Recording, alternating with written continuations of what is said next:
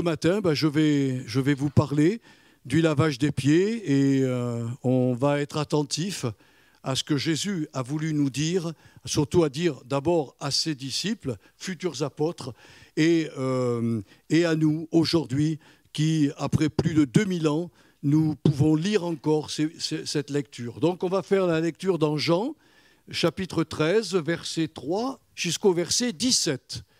Jésus, qui savait que le Père avait remis toutes choses entre ses mains, qu'il était venu de Dieu et qui s'en allait à Dieu, se leva de table, ôta ses vêtements et prit un linge dont il se ceignit.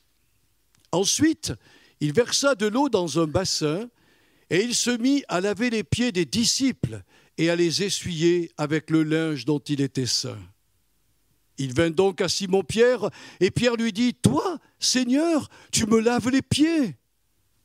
Jésus lui répondit « Ce que je fais, tu ne le comprends pas maintenant, mais tu le comprendras bientôt. » Pierre lui dit « Non, jamais tu ne me laveras les pieds. » Jésus lui répondit « Si je ne te lave, tu n'auras point de part avec moi. » Simon-Pierre lui dit « Seigneur, non seulement les pieds, mais encore les mains et la tête. » Et Jésus lui dit « Celui qui est baigné n'a besoin que de se laver les pieds pour être entièrement pur. Et vous êtes purs, mais non pas tous. » Car il connaissait celui qui allait le livrer, c'est pourquoi il dit « Vous n'êtes pas tous purs. » Après qu'il leur eut lavé les pieds et qu'il eut pris ses vêtements, il se remit à table et leur dit « Comprenez-vous ce que je vous ai fait? Vous m'appelez Maître et Seigneur, et vous dites bien, car je le suis. Si donc je vous ai lavé les pieds, moi, le Seigneur et le Maître, vous devez aussi vous laver les pieds les uns les autres. Car je vous ai donné un exemple, afin que vous fassiez comme je vous ai fait. En vérité, je vous le dis, le serviteur n'est pas plus grand que son Seigneur, ni l'apôtre plus grand que celui qui l'a envoyé. Si vous savez ces choses, vous êtes heureux, pourvu que vous les pratiquiez. Amen. Quand Jésus est venu sur terre, il a inauguré le royaume de Dieu. Alors ce royaume est en nous, et il est au milieu de nous déjà, mais il n'est pas encore pleinement établi pour l'ensemble de l'humanité. La Bible nous dit que lorsque Jésus reviendra sur le mont Sion, il va là créer son royaume. Ce sera un temps de 1000 ans pour les nations, et évidemment pour nous qui serons glorifiés, on va travailler avec le Seigneur dans cette période de 1000 ans, mais les hommes et les femmes, les enfants, les vieillards verront la différence entre le royaume des hommes et le royaume de Dieu. C'est totalement différent. Mais ce que vous ne savez peut-être pas, c'est que dans cette soirée, Jésus était triste. Oh, il le portait sur son visage, personne n'a osé lui dire pourquoi tu es un petit peu triste et inquiet. Parce que le Seigneur savait que le repas qu'il leur donnait était le dernier repas. Dans quelques heures, il allait être vendu par Judas, il allait être condamné sur des mensonges, il allait subir les pires atroces qu'un homme peut subir avant de mourir sur une croix. Il savait tout cela, et ça l'attristait. Mais il n'y avait pas que cela, mes frères et sœurs. Le texte que nous avons lu, il faut le lire dans les autres évangiles, parce qu'il était en train de donner le repas, et il va s'arrêter de partager avec eux le dernier repas, parce que son âme est triste. Il voyait ses futurs apôtres se chamailler. Je crois que c'est Luc, dans son évangile, qui dit qu'il s'était levé une dispute entre eux, rendez compte, une dispute entre eux, pour savoir lequel serait le plus important ou le plus grand dans le royaume de Dieu. Et ça a énormément attristé Jésus. Pour la simple et bonne raison, c'est que à ce moment-là, ils sont entrés en compétition les uns les autres. Et vous savez, Moi, je suis serviteur de Dieu, je ne peux pas faire autrement que de prêcher toute la Bible et rien que la parole de Dieu. C'est ce que Paul dira aux anciens d'Éphèse quand il les convoquera, il leur dira « Je vous ai dit toute la vérité, je ne vous ai rien caché du conseil de Dieu ». Ce que nous allons parler ensemble ce matin, ce sont des réalités que Jésus a imposées à ses disciples et qui les impose aussi à nous. Et il faut qu'on fasse attention à cela. C'est ça qui attristait aussi Jésus, c'est qu'il savait qu'il allait partir, oh bien sûr, que l'Esprit Saint allait venir et que ces gens-là allaient être changés, c'est certain, mais quelle tristesse d'avoir passé 3 ans avec eux, de leur avoir montré ce qu'était la communion fraternelle, l'amour qu'il était venu établir entre ses apôtres et puis qu'il allait établir dans le monde entier, dans toutes les communautés chrétiennes. Ce qui doit nous motiver, ce qui doit nous pousser, c'est l'amour pour le Seigneur, évidemment, mais comme on le dit souvent, aimer le Seigneur, c'est respecter ses commandements. Vous savez quels étaient les 3 commandements que Jésus leur a donnés avant le dernier repas? Il leur a dit « Soyez humbles, croyez en Dieu, croyez en moi, marchez dans la vérité, pratiquez mes commandements. » Voilà ce qu'il leur a dit. Je vous donne un commandement nouveau, aimez-vous les uns les autres. C'est un commandement nouveau dans le sens où l'amour qu'il nous demande de pratiquer, c'est quelque chose de pas facile. Mais nous devons nous y plier, nous y soumettre. Alors vous savez, il faut quand même comprendre une chose, c'est que parmi les 12, on ne parle pas beaucoup de Matthieu, on ne parle pas beaucoup de certains autres qui étaient là. Ce n'étaient pas des gens qui étaient forcément des personnes avec qui on entrait en conflit. Ils étaient un peu conciliants, peut-être même trop conciliants. Mais quand vous aviez affaire à Pierre, quand vous avez affaire à Jean, à Jacques, c'était des phénomènes, c'était des bouillants, c'était des zélés. Et quand ils se cognaient, ça faisait des étincelles. Souvenez-vous, quand la Pentecôte a eu lieu et que l'apôtre Pierre n'osait pas se mélanger avec les croyants non juifs, et quand il l'a fait une fois et qu'il a vu arriver des juifs vers lui, il s'est vite séparé des croyants non juifs. Et quand Paul a vu ça, il a été le reprendre. Imaginez la scène. Imaginez la scène. Il l'a repris devant tout le monde. Mais ils avaient appris l'enseignement du lavage des pieds. Et il n'y a pas eu d'éclat. Il n'y a pas eu de conflit qui a duré. Pierre a subi un choc, mais il savait que Paul avait raison. Quand on croit à l'Évangile, il faut vivre l'Évangile. Et je peux vous dire, mes frères et sœurs, que ce n'est pas facile. Alors, j'ai retiré trois vérités qui sont en rapport avec le royaume qui est déjà présent en nous et au milieu de nous. La première vérité, c'est qu'une purification constante perdurera jusqu'au retour de Jésus. Nous sommes déjà purs par la parole que nous avons crue. Déjà, notre Père nous voit justes et saints. Je l'ai dit jeudi soir, j'ai essayé de montrer à mes frères et sœurs qu'être juste, c'est être déclaré innocent devant Dieu, comme si nous n'avions jamais péché. Franchement, c'est énorme. Mais c'est ce que Dieu, c'est comme cela que Dieu nous voit au travers de Jésus. Nous sommes rendus innocents. Qu'est-ce que nous faisons après cette innocence? C'est ça qui est important. Nous avons été déclarés saints. Et vous savez ce que ça veut dire, saint? Ça veut dire être consacré et séparé du monde profane. Est-ce que nous sommes séparés du monde profane? Alors vous pourriez peut-être me dire, mais attention, de ne pas tomber dans le sectarisme, et je suis d'accord avec vous. Nous, chrétiens, nous devons vivre dans cet équilibre qui est difficile à avoir, être témoins de Jésus-Christ et ne pas nous mélanger au monde. C'est très compliqué. Il y a des sectes qui prônent qu'il faut sortir absolument de toute mentalité et de tout ce qui se fait dans le monde. Et évidemment, ça devient sectaire, ça devient pénible. On ne peut plus voir un inconverti, on ne peut même plus regarder une émission parce que tel personnage a des mœurs qui sont totalement différentes de nous.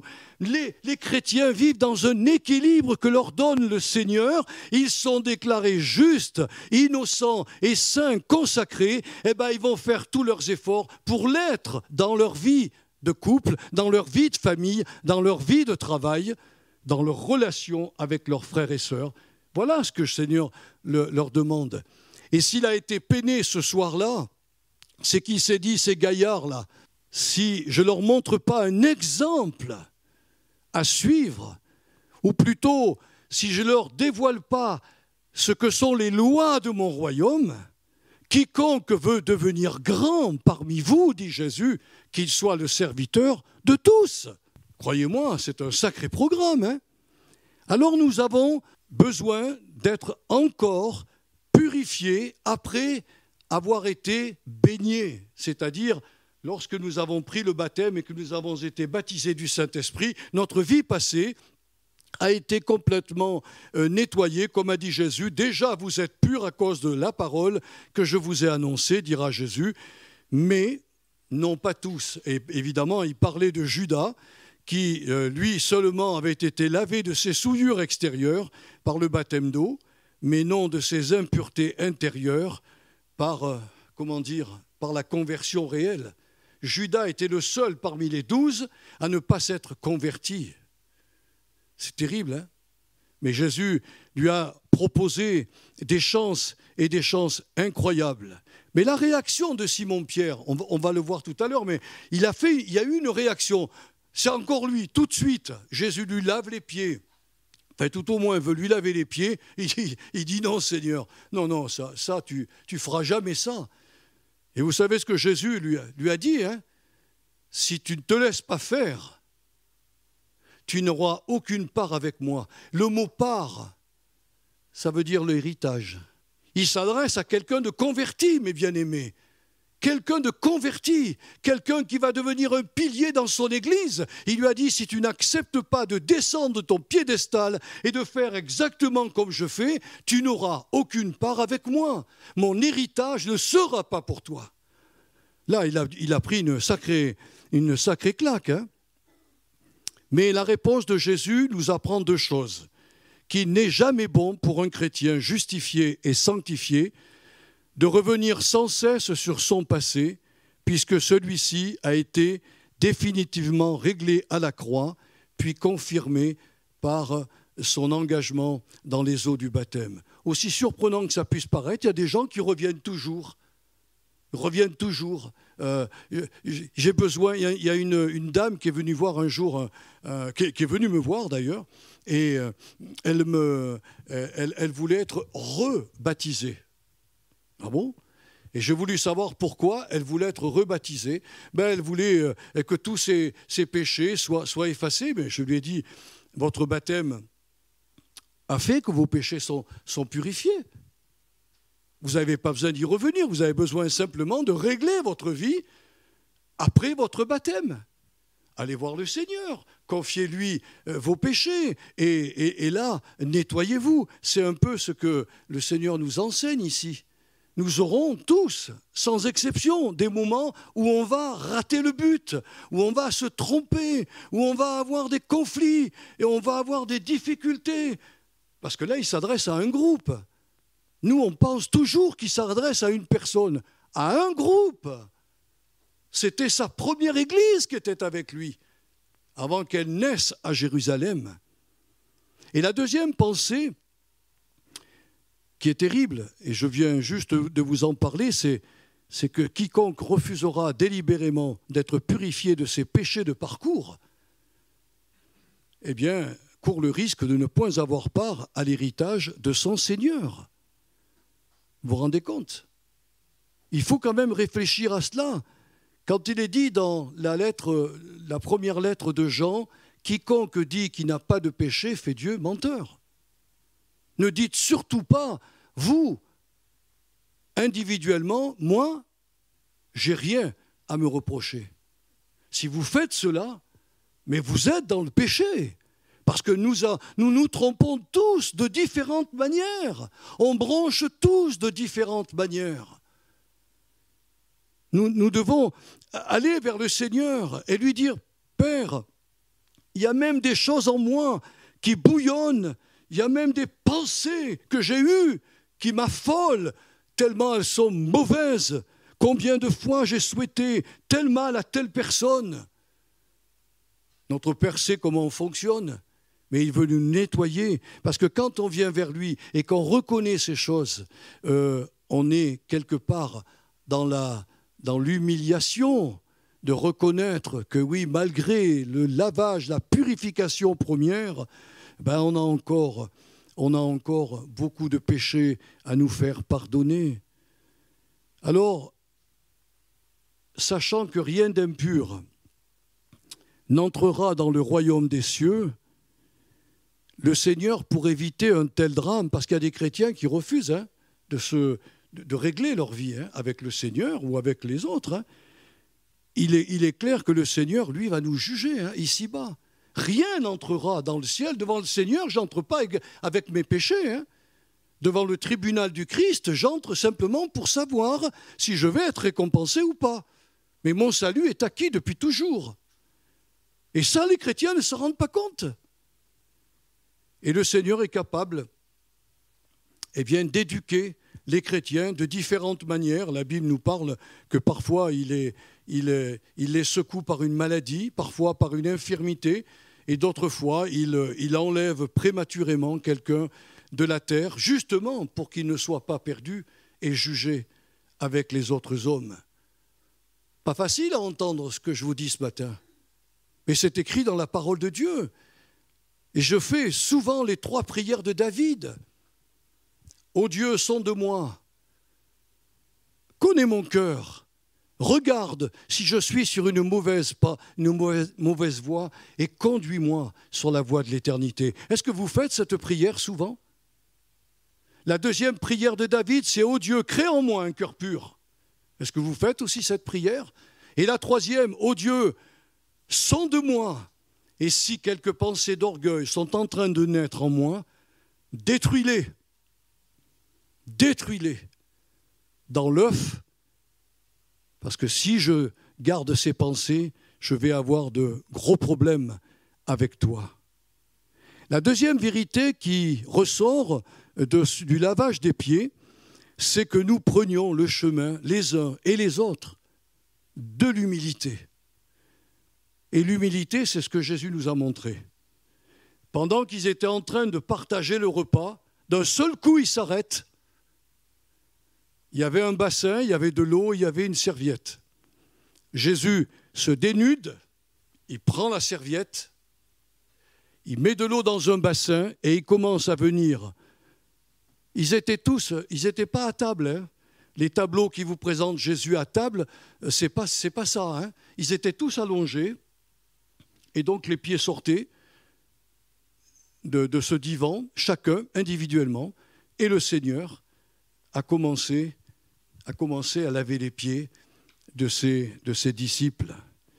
Et ce qu'il avait vu, cet acte d'humiliation, il l'a fait pour vraiment annihiler dans leur cœur cet esprit de compétition. De compétition. Vous savez, l'orgueil, c'est un esprit de compétition. Je veux battre celui qui est en face de moi. Je veux être plus fort que lui. Je veux posséder plus que lui. C'est de l'orgueil, mes frères et sœurs, parce que ça me met en compétition avec mon prochain. Acceptons ce que Dieu nous donne, point barre. Et cet esprit de compétition va occulter le seul devoir que les disciples auraient dû faire, prendre la place de ce serviteur qui n'était pas là, pour laver les pieds de tous les disciples et surtout de Jésus. aucun d'eux, vous m'entendez, aucun d'eux, en entrant dans la chambre haute, n'ont lavé les pieds. Personne n'a voulu prendre la place de ce serviteur le plus humble qui existait pour laver les pieds de Jésus et des apôtres. Vous vous rendez compte? Tous étaient pour eux grands. Et ils feraient faire le boulot par les autres. Et Jésus a versé de l'eau et est venu tout près d'eux. En accomplissant lui-même cette tâche humble, Jésus leur démontra que les lois de son royaume sont aux antipodes de celles qui dirigent le monde. Vous savez comment on fait dans le monde lorsqu'on désire un poste important ou une notoriété sociale? Eh bien, les gens outrepassent, ou plutôt violent, les lois en vigueur, les lois de la République, on est en France, les lois de la République qui sont en vigueur, ils les violent, mais vraiment allègrement. Ils empruntent des voies illégales, comme le mensonge, la tricherie, la manipulation ou encore les menaces, afin d'écarter quelques concurrents. Jésus montre donc dans notre texte à l'étude que dans le royaume de Dieu, l'abaissement et l'abnégation de soi sont des vertus hautement appréciées par le Seigneur. Écoutez ce qui a été écrit par Salomon dans les Proverbes 18, verset 2. « L'orgueil de l'homme le conduit à la faillite. Avant d'accéder aux honneurs, il convient d'être humble. » Vous connaissez ce que Jacques a écrit. Dieu résiste aux orgueilleux, mais il accorde sa grâce aux humbles. Mes frères et sœurs, il faut que nous entrions dans les lois du royaume de Dieu, déjà ici-bas, avant de les pratiquer dans le ciel avec le Seigneur. Alors voilà ce qu'on peut dire ce matin. Si donc nous, chrétiens, qui que nous soyons, si nous souhaitons accéder à une place d'honneur dans notre Église, et moi je le souhaite vraiment, que vous accédiez à ces places de responsabilité spirituelle, mais d'honneur, il convient que nous éloignions de nos vies le péché d'orgueil et que nous commencions par accomplir des tâches humbles, comme ça s'est fait quand la première Église s'est multipliée. Ils étaient tellement, les apôtres, pris par les problèmes matériels qu'ils ont désigné des êtres qu'on a appelés des diacres, c'est-à-dire des serviteurs qui courent dans la poussière, c'est-à-dire des gens qui se précipitent à faire quelque chose pour le Seigneur. Et ces gens, c'était des humbles serviteurs. C'est pas très honorant de servir à table, de faire la vaisselle, de poser le couvert, puis de resservir le soir à table, de faire encore la vaisselle. Ce sont des tâches humbles. Mais nous avons l'exemple d'un homme qui a été diacre au début de son service pour Dieu. Il a accepté humblement de faire cette tâche. Il s'appelait Philippe. Et Philippe, quelque temps après, on le voit être envoyé par le Saint-Esprit pour parler à l'eunuque l'Éthiopien. Vous savez, ce gars qui repartait en Éthiopie sur son char, c'était un ministre. Il était entouré d'une tour, une foule de gens autour de lui. Et voilà que Philippe, propulsé par l'Esprit, vient lui parler sur son char. Le char est en train de rouler et il monte sur la margelle et il entend ce ministre lire le passage d'Ésaïe et il lui dit « Est-ce que tu comprends ce que tu lis ?» Il lui dit « Tu sais, si personne ne me guide, je suis un peu perdu. Moi, je ne sais pas si le prophète parle de lui ou s'il parle de quelqu'un d'autre. » Et là, se mettant sur le char, à côté de ce ministre, il va lui annoncer le véritable évangile de Jésus-Christ.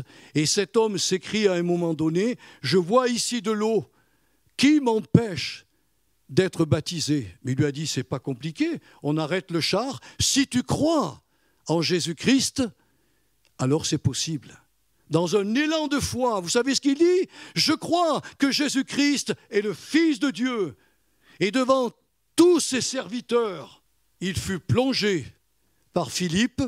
Et quand cet acte a été fini, Dieu a enlevé Philippe et l'a envoyé dans une autre ville. Et cet homme, étant rempli du Saint-Esprit, a vu ses 4 filles devenir des prophétesses dans l'Église. L'humilité de Philippe a fait que son ministère de diacre a évolué en un serviteur de Dieu puissant entre ses mains. Moi, quand j'étais jeune, converti, que je voyais le pasteur parler, j'ambitionnais la chair. J'ambitionnais la chair. Et quand qu'on m'a donné une chair pour parler, je me suis aperçu que ce n'était pas évident de parler au peuple de Dieu, surtout au nom du Seigneur. Parce que celui qui parle, il a intérêt à faire attention. Et je suis très conscient de ces choses-là, mes frères et sœurs. Jésus dira, je vous ai donné un exemple, afin que vous aussi vous fassiez comme moi, je vous ai fait. En vérité, je vous le dis, le serviteur n'est pas plus grand que son maître, ni l'apôtre plus grand que celui qui l'a envoyé. Et il rajoute, si vous savez cela, vous êtes heureux pourvu que vous le pratiquiez. C'est le hic de l'Église, la pratique de l'Évangile, selon Jésus, qui crucifie notre moi, qui crucifie nos émotions, mais alors qui montre au Seigneur qu'on est capable de descendre au plus bas pour faire comme Jésus nous demande. Donc la troisième vérité du royaume de Dieu consiste à voir les autres comme Jésus les voit. Quand le Seigneur accepta de la main de son Père les 12 disciples pour en faire des apôtres et des ambassadeurs de son règne, il avait avec lui des hommes du peuple sans instruction, sans formation et sans diplôme théologique. Si l'on avait proposé à un chef de parti de croire en une telle équipe, il est fort probable qu'ils auraient refusé. Quand ils ont vu l'équipe de Jésus, ils ont dit avec eux, on ne peut rien faire. Oui, mais mes frères et sœurs, c'est ce qu'ils se disent. Hein, quand ils se chamaillaient, ils se disputaient et tout. Ils ont dit, on ne peut rien faire avec ces gars-là. Oui, bien sûr, c'est certain sur le plan humain. Pourtant, quelques jours plus tard, ces mêmes disciples, imbus d'eux-mêmes, discuteurs, vindicatifs et peureux, révolutionnèrent le monde d'alors. Que s'était-il donc passé ? Le lavage des pieds était passé par là. Eh oui. Et Jésus ne leur a pas simplement enseigné l'humilité, mais il leur a montré comment faire lorsqu'on a un problème, un différend avec les autres, qu'ils soient chrétiens ou pas chrétiens. Hein. Mais en général, c'est plutôt à des chrétiens là qui s'adressent. Il faut les voir, les autres, comme des personnes de valeur entre les mains du Saint-Esprit. Et c'est exactement ce que Jésus fit lui-même quand il lava les pieds de chacun d'eux. Quand il s'approcha de Judas, parce que Judas a eu les pieds lavés. Ce n'est qu'après le lavage des pieds qu'ils reprirent le repas et qu'ils partagèrent la Sainte Seine. Et que Jean, qui était à côté de Jésus, lui dit « Mais qui est-ce le traître ?» Il lui dit « Celui à qui je remettrai le pain trempé. » Et il le prend et il le met à Judas. Les apôtres, les autres n'ont rien pigé, rien compris. Judas se lève et il lui dit « Fais précipitamment ce que tu as à faire. » Et il est dit qu'à ce moment-là, Satan entra en Judas. Il n'a pas été possédé, il est devenu un outil, un instrument entre les mains du diable pour vendre le Fils de Dieu et l'amener à la croix. Mais quand Jésus est arrivé près de lui, il lui a donné une dernière chance en lui lavant les pieds, une dernière chance de vraiment se convertir. Mais par la vision qu'il avait de cet homme, Jésus vit que son cœur était déjà occupé par Satan. Il n'a rien pu faire d'autre, sinon que de dire « Ainsi va aller celui qui va vendre le Fils de l'homme ». Quand il s'approcha de Thomas, vous savez, Thomas, on l'appelait Didyme, ça veut dire le pessimiste. Thomas, il était toujours « Oh malheur, oh pauvre de moi, oh c'est pas possible ». C'est lui d'ailleurs qui dira « Si moi je ne vois pas les trous dans ses mains, dans son côté et dans ses pieds, je ne croirai pas. » Et 8 jours après, quand Jésus revient dans la pièce où ils étaient, il dit à Thomas, viens ici, mets tes doigts dans mes trous. Parce qu'il avait son corps ressuscité. Et quand Thomas a fait cet acte, qu'il a mis ses doigts dans le trou et dans son côté, il tombe à genoux en disant « Mon Seigneur et mon Dieu ». Là, le pessimisme a disparu, totalement disparu. Mais avant qu'il fasse cet acte, cette confession sublime, Jésus a accepté Thomas tel qu'il était présentement. C'est ça le but du lavage des pieds. Nous devons nous accepter lorsque nous avons un conflit les uns et les autres tels que nous sommes actuellement. Et chez Thomas, c'était un pessimiste. Il avait un caractère hyper critique, négatif et parfois incrédule. Mais Jésus le vit tel qu'il allait devenir après le baptême dans le Saint-Esprit, à savoir un chrétien fidèle, plein de bon sens, qui ne se laisse plus tromper par des manipulateurs et des sorciers de la parole, témoignant sans rougir de la divinité de Jésus et le proclamant à haute voix comme étant son Dieu. C'est le lavage des pieds qui a changé Thomas. Ça l'a changé parce qu'il a trouvé en Jésus non pas un juge, mais quelqu'un de réaliste. Quelqu'un qui accepte l'autre tel qu'il est, avec ses défauts, et avec bien sûr ses qualités, parce qu'on n'est pas tous bourrés de défauts, hein, vous êtes d'accord avec moi. Ensuite, il s'approcha de Simon-Pierre pour lui laver les pieds. Et là encore, Jésus accepta Simon tel qu'il était présentement, avec son caractère impulsif, sa manière de parler sans réfléchir, avec sa surestimation de lui-même, qui le conduira d'ailleurs à renier son maître à 3 reprises. Mais le regard de Jésus voyait Simon-Pierre au-delà du visible, présent, tel qu'il allait devenir au sein de son Église, c'est-à-dire un pilier et un modèle de foi pour tous les autres chrétiens. Alléluia, mes frères et sœurs. Alléluia. Le lavage des pieds a transformé Pierre. Ça l'a complètement changé. Parce qu'il a trouvé en Jésus quelqu'un qui ne le condamnait pas pour ce qu'il faisait de mal. Mais il lui a donné cette vision. Il le voyait tel qu'il allait devenir. Et c'est ça qu'il faut.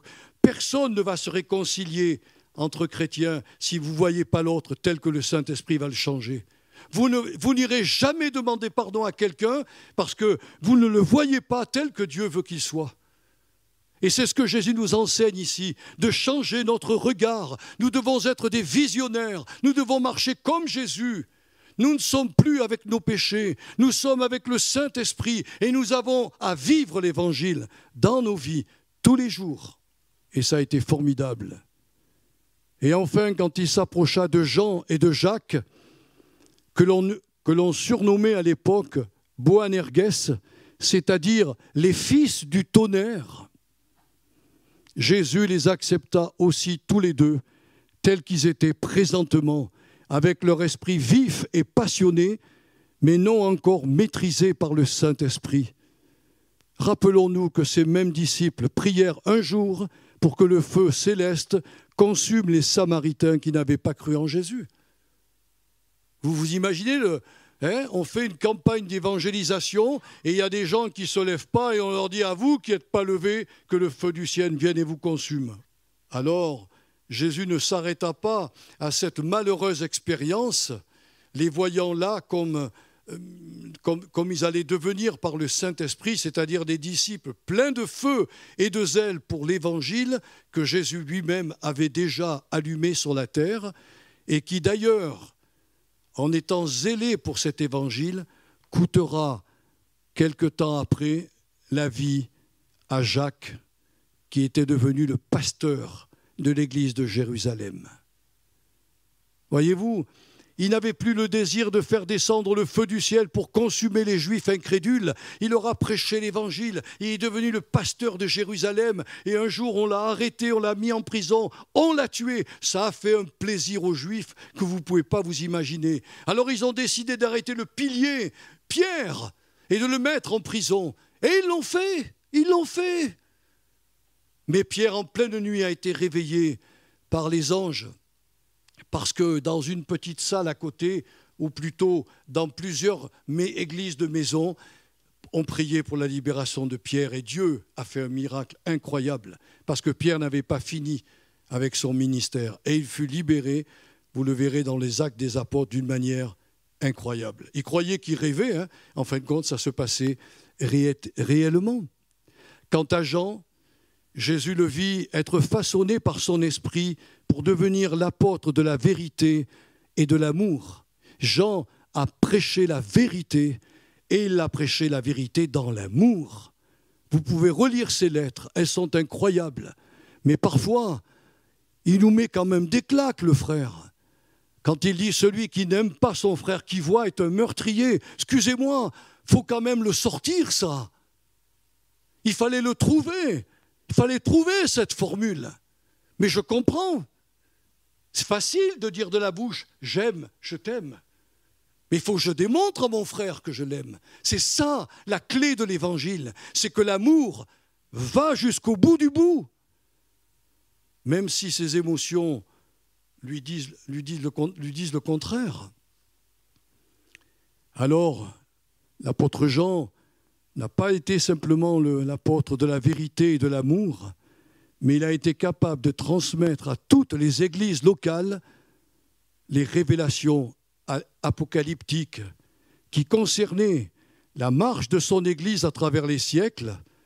On le voit dans les lettres aux 7 églises d'Asie, le renouveau du peuple juif à travers la grande tribulation, la destinée des nations sous l'égide de l'Antichrist et du faux prophète, le retour en gloire du Seigneur Jésus venant chercher son épouse, l'inauguration du millénium avec Jérusalem comme capitale de ce nouveau monde, Satan et ses démons séduisant à nouveau les humains ayant vécu le millénium, le combat de Jésus contre ses forces occultes, l'ouverture du jugement à tous les peuples devant le grand trône blanc et l'entrée de tous les rachetés dans l'état parfait de sa gloire.